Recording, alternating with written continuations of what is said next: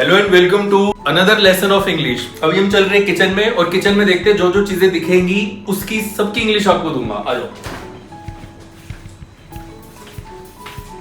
So this is my kitchen. अब kitchen में सबसे पहले यहाँ पे कुछ स्पाइसेस लगे हुए हैं। स्पाइसेस मतलब मसाले। तो देखते हैं क्या क्या चीजें हैं। सबसे पहले है जीरा। जीरे को इंग्लिश में बोलते हैं क्यूमिन। इसकी दो तरीके से प्रोनाउंसिएशन होती है, एक होती है क्यूमिन और एक होती है कमीन। कमीन मत बोल देना, ठीक है। कमीन दूसरा होता है। खैर जो बंदा बड़ा कमीन होता है उसको इंग्लिश में मीन बोलते हैं, ठीक है। तो जीरे को इंग्लिश में क्यूमिन या कमीन ऐसा करके बोलते हैं। फिर ये है हल्दी।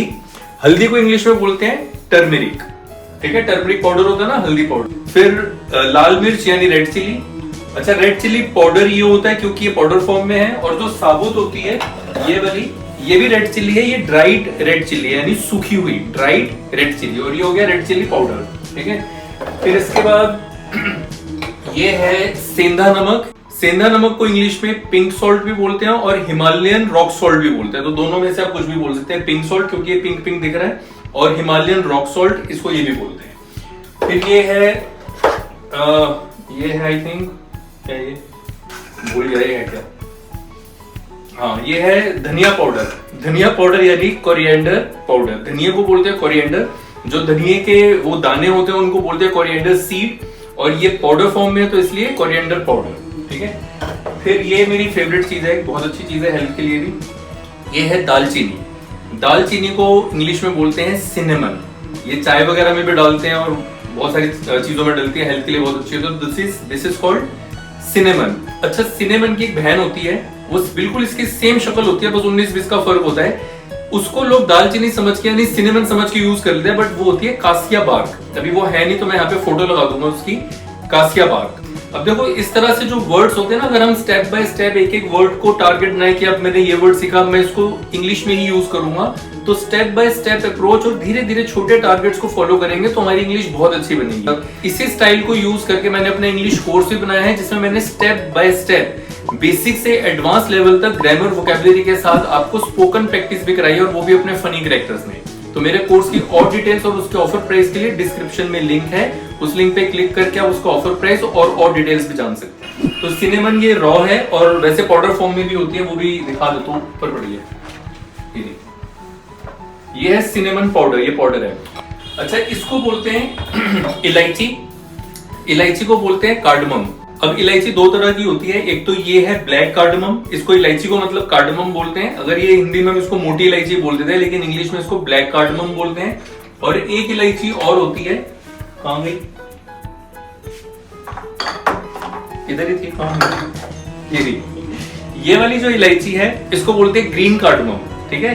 तो दोनों कार्डमम है, दोनों इलायची है, एक ग्रीन कार्डमम और एक ये ब्लैक कार्डमम। इसको हिंदी में वैसे मोटी इलायची बोलते हैं, लेकिन इंग्लिश में फैट कार्डमम नहीं बोलना, ब्लैक कार्डमम ही बोलना। फिर ये है ब्लैक पेपर, काली मिर्च, तो ब्लैक चिली नहीं, ब्लैक पेपर। और ये है लौंग, छोटी छोटी लौंग होती है। लौंग इंग्लिश में बोलते हैं क्लोव। एक है तो क्लोव और इससे ज्यादा है तो क्लोव। ये दांतों वगैरह के लिए। खैर नुस्खे क्यों बता रहा हूँ, सिर्फ स्पाइसेस बताने, इंग्लिश बताने हैं, नुस्खे नहीं सिखाने।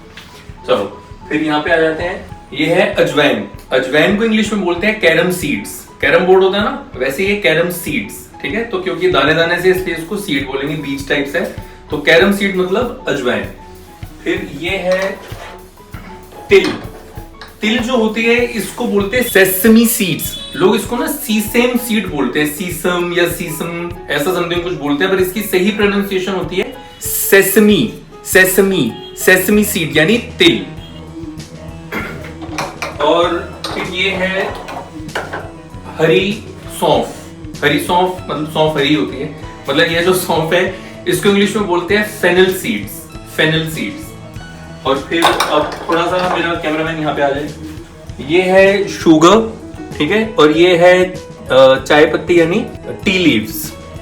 अब इधर आ जाओ। ये एक बड़ी मेन चीज मैं आपको बता रहा हूं, ये है हींग।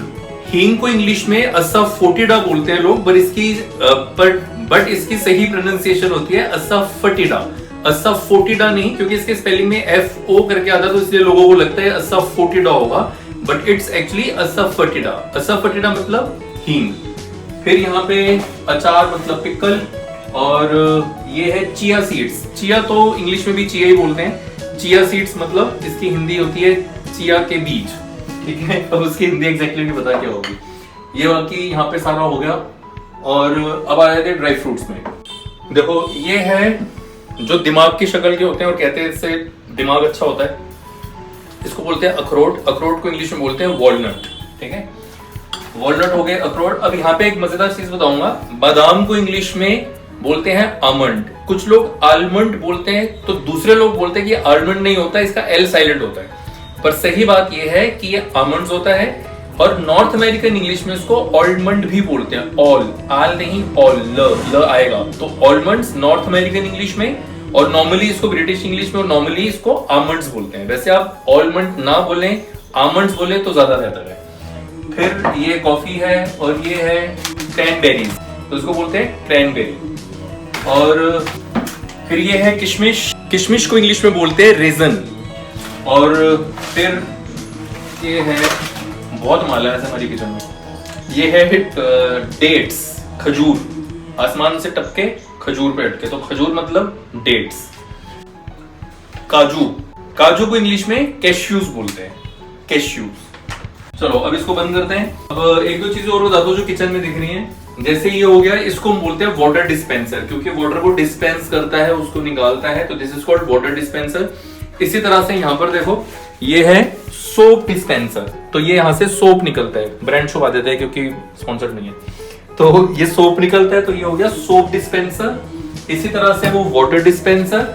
और एक ऑयल वाला होता है, उसको बोलते हैं ऑयल डिस्पेंसर, जिसमें से आप ऐसे प्रेस करोगे तो ऑयल निकलता है, ठीक है। ये चीजें हो गई। और फिर इसके बाद यहाँ पे आ जाओ, इसको बोलते हैं चूल्हे को स्टोव। स्टोव, जब हम वर्ड यूज करते हैं ना स्टोव, तो जनरली वो मिट्टी के तेल वाला स्टोव माइंड में आता है, और इसको बोलते हैं गैस। लेकिन गैस नहीं, गैस तो इसके अंदर वो आ रही होती है जिसकी मदद से हम जलाते हैं, तो this is called basically stove. अब ये गैस वाला स्टोव है, तो इसलिए इसको गैस स्टोव बोलते हैं। और इसको जलाने के लिए बोलते हैं turn on. Turn on the flame भी बोल सकते हैं, टर्न ऑन द बर्नर भी बोल सकते हैं। और जैसे हम लाइटर से जब जलाते हैं ना, इधर लेके हमारी देखो, लाइटर से जब हम इसको जलाएंगे तो यहाँ पे एक स्पार्क आता है, ठीक है। तो इस टाइम मैं इसको क्या कर रहा हूँ, इग्नाइट कर रहा हूँ, तो ये इग्नाइट। अब इग्नाइट करके मैंने इसको जला दिया, ठीक है।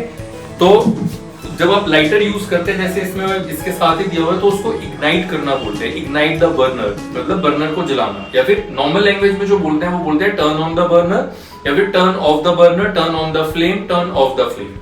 ये चिमनी हो गई जो सारा ऑयल लेके बाहर फेंक देती है, धुआं बना के। इसमें देखते हो कुछ दिख जाए तो, ये है व्हीट ग्रास।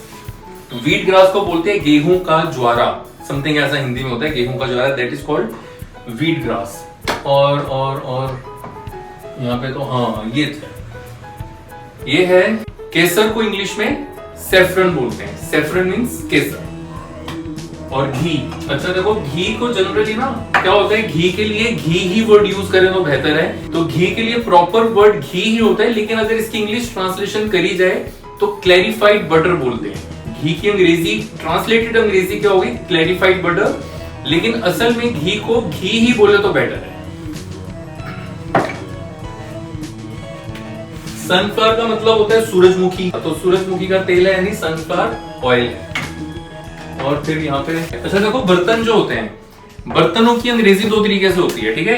एक होती है यूटेंसिल, यूटेंसिल नहीं यूटेंसिल, एक है तो यूटेंसिल और एक से ज्यादा है तो यूटेंसिल्स, ठीक है। लोग इसको यूटेंसिल बोलते हैं, यूटेंसिल नहीं होता तो यूटेंसिल होता है। और दूसरा अंग्रेजी होती है बर्तनों की वेसल। अब वेसल और यूटेंसिल्स में फर्क है। जैसे ये बर्तन है, इसके अंदर देखो स्टोरेज हो सकती है और खाना पकाने के लिए काम आएगा, और ये गहरा है, इसके अंदर हम चीजें बना सकते हैं और रख सकते हैं।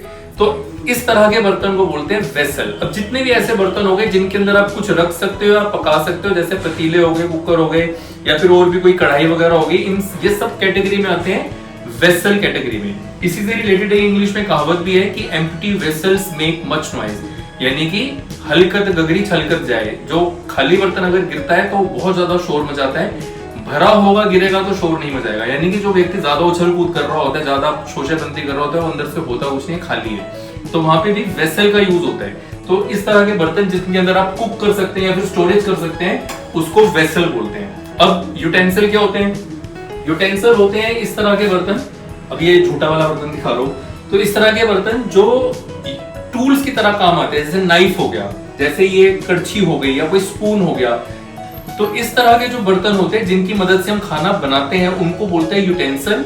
और जो बर्तनों में स्टोरेज किया जाता है या जिनके अंदर खाना बनता है वो होते हैं वेसल। और ये जो बर्तन है देखो यहाँ पे, अब ये जो बर्तन है झूठे बर्तन है। झूठे बर्तनों को इंग्लिश में बोलते हैं यूज्ड यूटेंसिल्स या यूज्ड वेसल्स, जो भी कैटेगरी के वो हैं। एक जनरल टर्म यूज करना है तो डिश भी टर्म यूज करते हैं। डिश मतलब बर्तन, अब उसके अंदर वेसल्स भी आते हैं और उसके अंदर यूटेंसिल्स भी आते हैं। बर्तन धोने को इंग्लिश में बोलते हैं डू द डिशेस या फिर वॉश द डिशेस भी बोलते हैं, लेकिन जनरल जो टर्म चलता है वो चलता है डू द डिशेस। और यहाँ पे जो नीचे स्टोरेज के यहाँ पे देखो कूड़ा दिया हुआ है, कूड़ेदान दिया हुआ है, कूड़े को बोलते हैं रेफ्यूज। अच्छा देखो, कूड़े के लिए बड़ा ध्यान से सुनना, एक वर्ड होता है गार्बेज, गार्बेज मतलब कूड़ा, और एक और बहुत अच्छा वर्ड होता है रेफ्यूज। इसकी जो प्रोनाउंसिएशन है वो स होती है, रेफ्यूज। रेफ्यूज मतलब होता है कूड़ा, और जो कूड़े वाला आता है बंदा घर पे कूड़ा लेने, उसको बोलते हैं रेफ्यूज मैन। तो रेफ्यूज मतलब कूड़ा। इंग्लिश में एक और वर्ड होता है रिफ्यूज।